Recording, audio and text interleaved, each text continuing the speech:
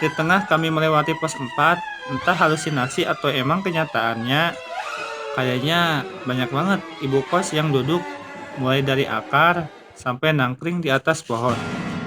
Tapi Abdul Bae Haki terlihat cuek.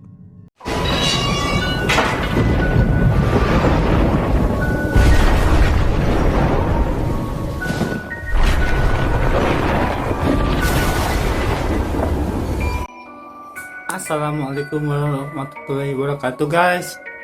Salam shit. Oke. Ketemu lagi bareng gue Jody di channel Jurik Misteri. Oke. Kali ini gue akan menceritakan sebuah kisah tentang pendakian gunung. Oke. Bagi kalian yang menyukai cerita tentang pendakian gunung ini, bisa mengklik subscribe, share, like, and comment ya, biar channel ini makin bermanfaat bagi kita semua. Oke. Tanpa berlama-lama lagi, kita langsung ke ceritanya. Gunung Slamet adalah gunung tertinggi di Jawa Tengah dan tertinggi kedua di Pulau Jawa. Trek pendakian lumayan nguras tenaga.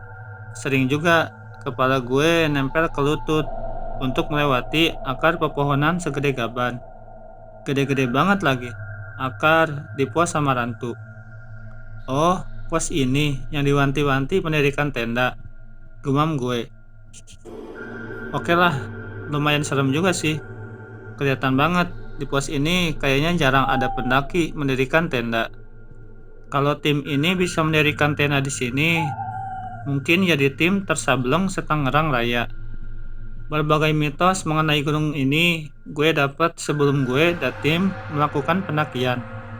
Justru menurut Ola masih ada tempat di gunung ini yang lebih seram dari Pos Samarantu, yaitu Curug Pengantin. Makanya gue kaget pas ada pendaki yang mengingatkan gue dan tim untuk tidak mendirikan tenda di pos ini. Tapi perlindungan Allah Subhanahu wa Ta'ala lah yang bisa memperlancar semuanya. Amin. Kabut mulai terlihat menipis. Bang Buluk pun mulai mengkomandokan barisannya untuk bergerak kembali. Gue dan Adul di belakang mulai gak berani jaga space dengan yang lainnya.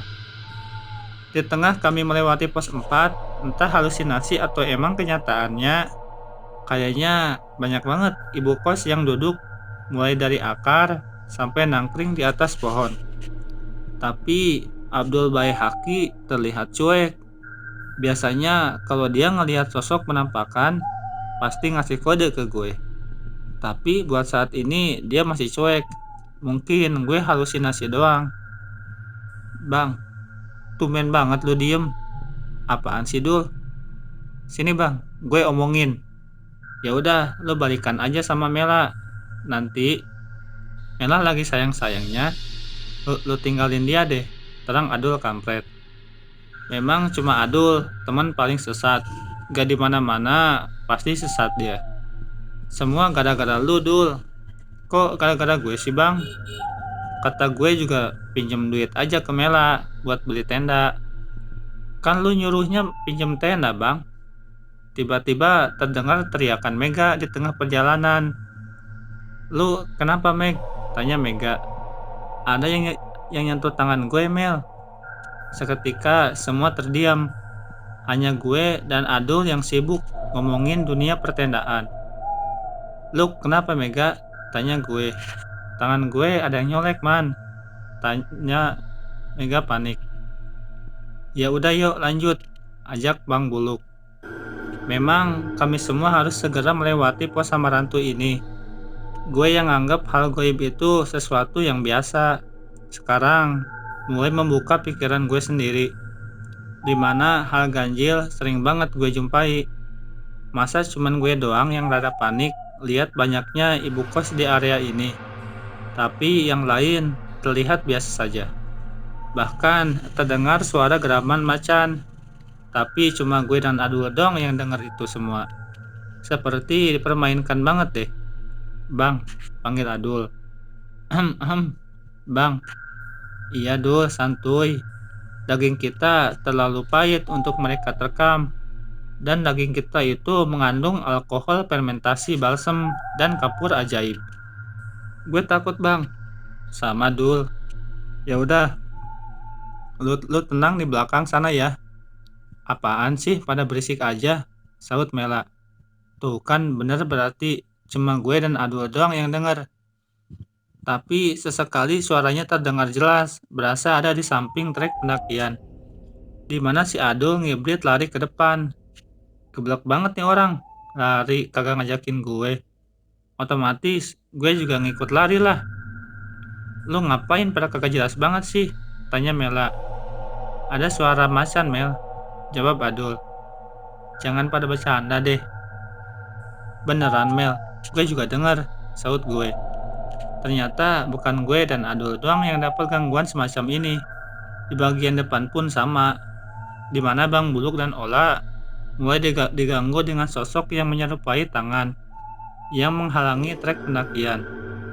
Segede apa dah itu tangan, sampai ngalangin jalan kayak gitu. Tapi semua gak lihat, cuma Bang Buluk sama Ola doang. Bang, kenapa berhenti? Tanya Tio. Di depan yuk, gue gak tahu itu apaan. Terang Bang Buluk yang dibenarkan juga oleh Ola. Mana bang? Saut Mega penasaran. Itu Ega, di depan. Jawab Bang Buluk. Ada niatan mau ngentutin si Sadul aja, sampai gak jadi. Gara-gara ada raungan macan.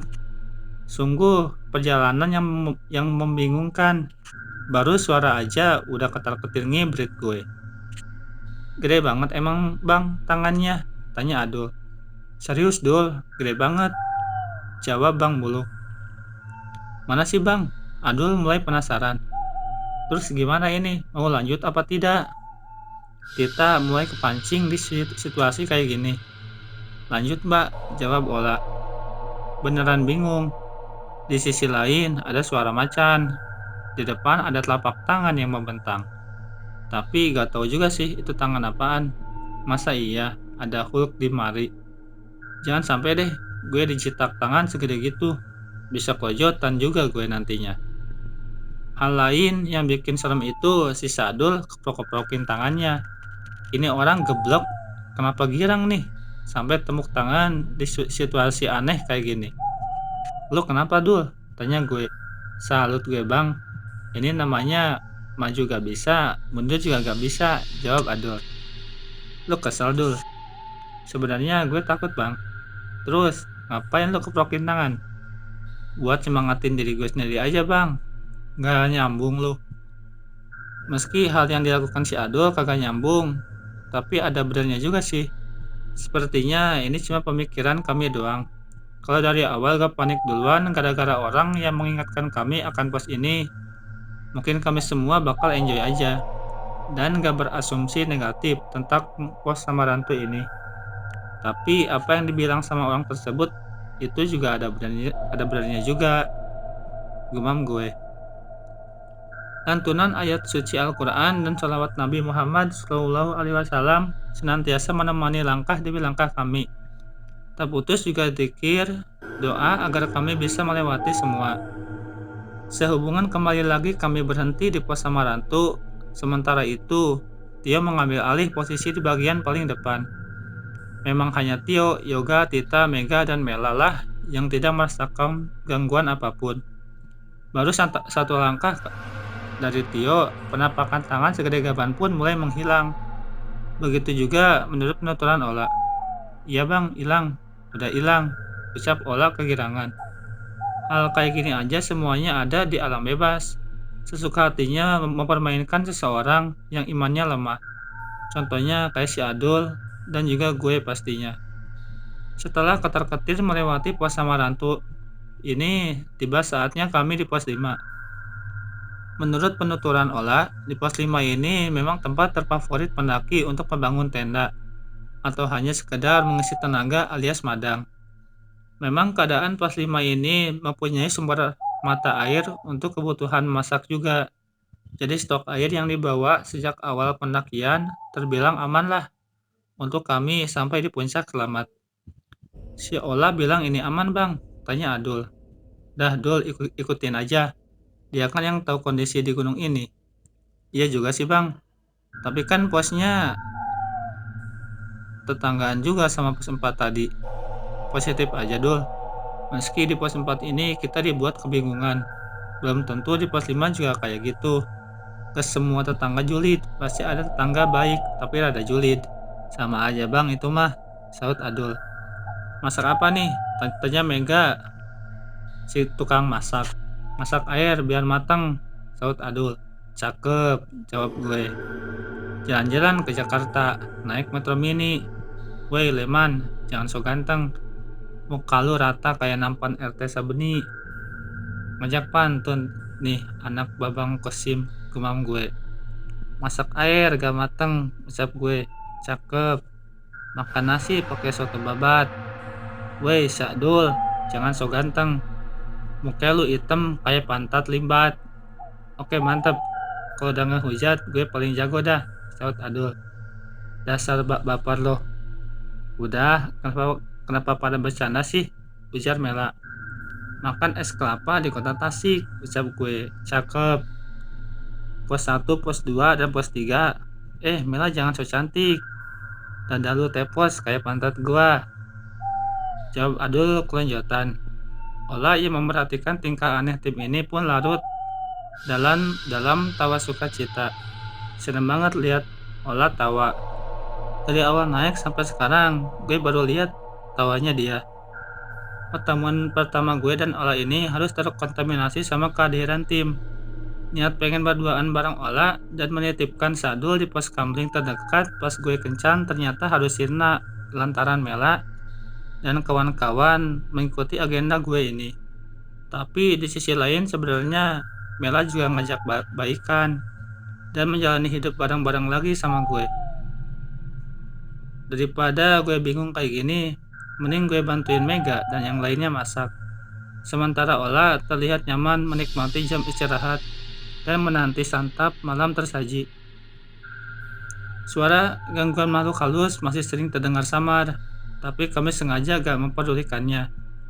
Lagian perut lapar mana mungkin. Lagi kenyang-kenyangnya dikasih tawa, hahihi, dasar kuti.